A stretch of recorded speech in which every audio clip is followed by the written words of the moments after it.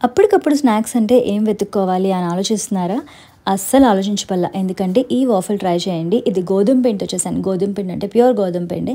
ఇంకా మీకు మంచి ఆప్షన్ ఏంటంటే మీరే గోధుమలు కానీ తీసుకొని అవి బయట మిషన్ కాడించుకొని అది పిండి చేసి వాడితే ఇంకా అమోఘంగా ఉంటుంది. అండ్ చాలా బావుంటది. ఇక్కడ మనకు టైం పట్టేది ఏంటి అంటే ఒక 5-7 నిమిషాలు ఇదంతా మిక్స్ చేసుకోవడానికి. 5-7 నిమిషాలు వాఫల్ చేసుకోవడానికి. మాకు ఇంట్లో చేసాము అంటే అస్సలు బ్యాటర్ మిగలదనమాట. మా చిట్టి బంగారు తల్లి కూడా తినేస్తది. అండ్ చాలా ఈజీగా, క్విక్‌గా అయిపోయే ఇంగ్రీడియెంట్స్ అన్నీ కూడా ఇక్కడ మెన్షన్ చేస్తాను. కామెంట్ సెక్షన్‌లో చూడండి. థర్స్‌డేస్ ఖచ్చితంగా నేను వాఫల్ కానీ, పాన్ కేక్ కానీ చేస్తాను. థర్స్‌డేనా ఎందుకలాగా అంటారా? ఎందుకంటే మేము మార్నింగ్ శాండ్విచ్ తింటాం కాబట్టి బ్రేక్‌ఫాస్ట్‌కి, ఈవినింగ్ పిల్లలు వచ్చిన తర్వాత ఏదైనా స్నాక్స్ అడుగుతారు. అందుకని చెప్పి చేస్తున్నాను అనమాట.